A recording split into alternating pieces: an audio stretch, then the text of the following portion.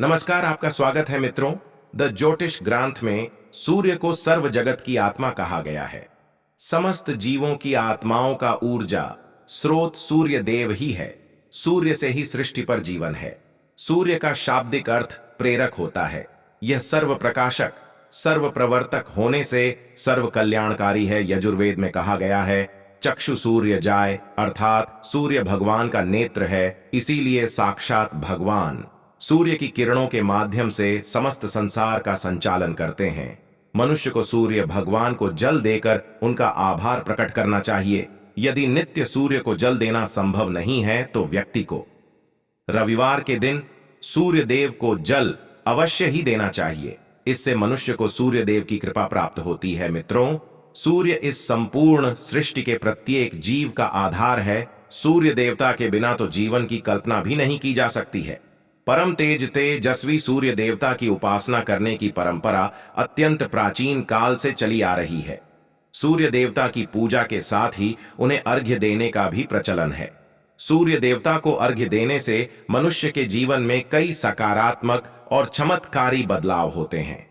भगवान श्री राम से लेकर भगवान श्री कृष्ण भी सूर्य देव को अर्घ्य दिया करते थे। भगवान श्री कृष्ण ने सूर्य देव की महत्ता का वर्णन कई बार किया है। रोज सूर्य देव को जल चढ़ाना एक ऐसा नियम है जो आपकी जिंदगी में बहुत बड़ा बदलाव ला सकता है।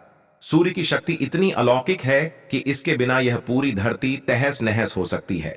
सूर्य देव प्रकाश, सकारात्मकता, इंद्रिय संयम, ऊर्जा आदि के देवता है। अगर आप जीवन में निराश और हताश महसूस कर रहे हैं, आपका मन आपके वश में नहीं है, आपका स्वभाव अत्यंत क्रोधी है, आप अपने काम भाव पर नियंत्रण नहीं कर पा रहे हैं, शरीर में बेचैनी महसूस होती है और आपका मन नकारात्मक विचारों से भरा हुआ है, तो आप सूर्यदेव की उपासना अवश्य करें।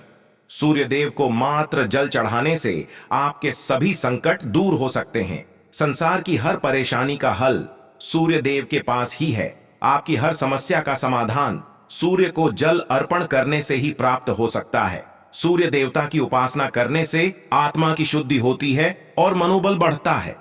सूर्योदय के समय सूर्य की किरणों से वातावरण पवित्र और सकारात्मक बन जाता है। यदि प्रतिदिन आप सुबह स्नान करके सूर्य देवता को मंत्रों का उच्चारण करते हुए जल चढ़ाते हैं तो इसके आपको कई फायदे होंगे। कुछ ही समय में आप खुद इसका प्रभाव महसूस करेंगे कि सूर्य देव की कृपा से आपका जीवन कितना बेहतर हो गया है। आप पाप, रोग, भय आदि दोषों से मुक्त हो जाएंगे और आपका जीवन खुशियों से भर जाएगा।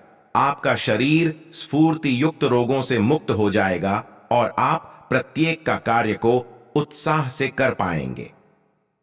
कुंडली में अन्य ग्रहों की तरह ही सूर्य के शुभ या अशुभ स्थिति में होने से हमारे जीवन पर भी इसका शुभ या अशुभ प्रभाव पड़ता है। कुंडली में सूर्य यदि शुभ स्थिति में होता है तो हमें समाज में भरपूर मान सम्मान, यश और प्रसिद्ध मिलती है। वहीं कुंडली में यदि सूर्य अशुभ स्थिति में हो तो इसके विपरीत परिणाम मिलते हैं। इसलिए कुंडली में यदि सूर्य की स्थिति मजबूत करनी है तो ज्योतिष शास्त्र में कुछ ऐसी चीजों के बारे में बताया है जिन्हें पानी में डालकर सूर्य देव को अर्घ्य देने से शुभ परिणाम प्राप्त होते हैं। किंतु मित्रों, कई मनुष्य सूर्य को जल देते समय बहुत सी गलतियां कर बैठते हैं। सूर्य को जल देते समय महत्वपूर्ण नियमों का पालन नहीं करते हैं। गलत तरीके से अर्घ्य देकर सूर्य देव का अपमान नहीं करना चाहिए, अन्यथा मनुष्य को कई कष्टों का सामना करना पड़ सकता है। साथ केवल सूर्य को जल देने से फल की प्राप्ति नहीं होती है। सूर्य को जल देते समय विधि का पालन करते हुए सूर्य देव के मंत्र का जाप करना भी आवश्यक है। तभी सूर्य को जल देने का फल मनुष्य को प्राप्त होता है। ज्योतिष शास्त्र के अनुसार सूर्य देव अप्रसार की बुद्धि का नाश हो जाता है। उसे चारों ओर से अपमान का सामना करना पड़ता है। ऐसे व्यक्ति की आंखों की रोशनी चली जाती है और उसे गंदा भोजन प्राप्त होता है। फलस्वरूप व्यक्ति की विद्या हो जाती है। वह जो कुछ भी पढ़ता है उसे तुरंत ही भूल जाता है। पिता पुत्र में अकारण ही वाद विवाद होने लगता है। सूर्य देवता रुष्ट हो जाने पर व्यक्ति पर गलत इल्जाम लगते हैं और उसके हाथ से अनजाने में कई अपराध हो जाते हैं। इसीलिए व्यक्ति को अनिष्ट कार्य करके सूर्य देव को रुष्ट नहीं करना चाहिए। इस प्रकार से सूर्य देव का हमारे जीवन में सबसे अधिक महत्व है। यदि आप अपनी मनोकामनाओं की पूर्ति करना चाहते हैं तो सूर्य देव की उपासना अवश्य करें। ये जान लेते हैं सूर्य को अर्घ्य देने के वह महत्वपूर्ण नियम कौन से हैं। सूर्य को जल देते समय हमें कौन सी गलतियां नहीं करनी चाहिए और सूर्य को जल देते समय कौन से मंत्र का जाप करना चाहिए ताकि हमें सूर्य उपासना का संपूर्ण फल प्राप्त हो। सबसे पहले तो हम यह जान लेते हैं कि सूर्य को अर्घ्य देने का अर्थ क्या होता है। तो मित्रों, अर्घ्य देने से तात्पर्य यह है कि सूर्य देवता को भक्त भाव से जल अर्पण करना। यह जल आप दोनों हाथों की ओर आंचल बनाकर या तांबे के पात्र में शुद्ध जल भरकर उसे सूर्य देवता को समर्पित करें। लेकिन ध्यान रहे कि यदि आप हाथों की ओर आंचल बनाकर सूर्य देवता को अर्घ्य दे रहे हैं तो अपने हाथों की तर्जनी और अंगूठे को एक दूसरे से जोड़कर ना रखें, यानी कि एक दूसरे का स्पर्श ना होने दें। दोनों हाथों के अंगूठे को फैलाकर रखें। यदि हम तर्जनी और अंगूठे को जोड़कर रखते हैं तो यह राक्षसी मुद्रा बन जाती है और इस मुद्रा में सूर्य को अर्घ्य देना अशुभ माना जाता है। यदि आप पात्र में जल भरकर सूर्य देवता को अर्घ्य दे रहे हैं तो भी उस पात्र को दोनों हाथों के अंगूठे का स्पर्श ना हो, इसका ध्यान रखें। अर्घ्य देते समय अपने दोनों हाथों को ऊपर उठाकर पात्र को पकड़े और सिर झुकाकर रखें। सूर्य देवता को अर्घ्य हमेशा सूर्योदय के समय देना चाहिए। सूर्य की उपासना करना हमेशा ही शुभ होता है। सूर्योदय के 2 घंटे बाद अर्घ्य देने का कोई भी औचित्य नहीं होता है। यदि किसी कारणवश आप सूर्योदय के समय अर्घ्य ना दे सके तो 3 बार अर्घ्य देने के बजाय 4 बार अर्घ्य दें और सूर्य देवता से क्षमा मांग लें। इससे दोष कम हो जाता है। सूर्य को जल तांबे के पात्र में ही देना चाहिए। तांबे को सूर्य देव की प्रिय धातु माना गया है, इसीलिए सूर्य को जल देने के लिए कि केवल तांबे से बने पात्र का ही प्रयोग करना चाहिए। अन्य धातुओं से बने पात्रों में सूर्य को अर्घ्य देने से कोई लाभ प्राप्त नहीं होता है। परमात्मा ने सूर्य को जगत में प्रकाश करने, संचालन करने, अपने तेज से शरीर में ज्योति प्रदान करने तथा जठराग्नि के रूप में आमाशय में अन्य को बचाने का कार्य सौंपा है। इसी कारण से तांबे के पात्र में रखे जल को पीने से व्यक्ति पेट से जुड़े रोगों से भी मुक्त हो जाता है। उस तांबे के पात्र में गंगा जल या पवित्र नदियों का जल भरें। यदि ऐसा संभव नहीं है तो शुद्ध जल का प्रयोग करें। मात्र जल से कभी भी अर्घ्य नहीं देना चाहिए। जल के पात्र में जल के साथ मुख्य रूप से कोई भी लाल फूल, लाल चंदन और अक्षत जरूर डालें। आप चाहे तो इस जल में थोड़ा सा घी, शहद, दूध या गुड़ इत्यादि भी मिला सकते हैं।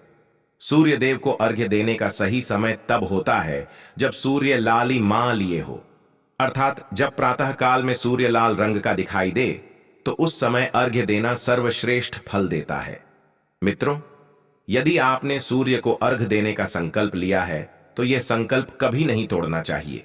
जितने दिनों का भी आपने संकल्प लिया हो उतने दिन सूर्य को अर्घ्य अवश्य देना चाहिए।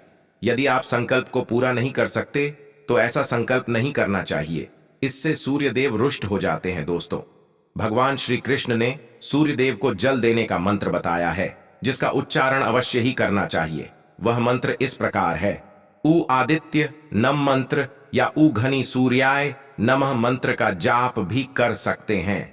इस मंत्र का उच्चारण करके सूर्य को जल देने से दरिद्रता का अंत होता है और व्यक्ति को सुख समृद्धि की प्राप्ति होती है। दोस्तों, सूर्य देव की महिमा अपरंपार है और प्रतिदिन ही हमें उनका आभार मानना चाहिए। परंतु ज्योतिष शास्त्र में मुख्य रूप से रविवार का दिन सूर्य देवता का दिन माना जाता है। इसलिए अपनी कुंडली से सूर्य दोष को दूर करने के लिए आपको रविवार के दिन विशेष रूप से सूर्य देवता का उपवास रखना चाहिए और सूर्य से संबंधित वस्तुओं का दान करना चाहिए। सूर्य देव से संबंधित वस्तुएं हैं तांबा, गेहूं, गुड़, चंदन तथा पीले रंग के वस्त्र आदि। इन वस्तुओं का रविवार के दिन दान करने से व्यक्ति के सभी दुखों का अंत होता है। यदि आप बीमार हैं अथवा घर में सूतक है या अन्य कोई समस्या है जिसके कारण आप सूर्य देव को अर्घ्य नहीं दे पा रहे हैं तो इसके लिए शास्त्रों में मानस पूजा का प्रावधान किया गया है, यानी कि आप अपने मन में ही सूर्य देव को अर्घ्य दे सकते हैं।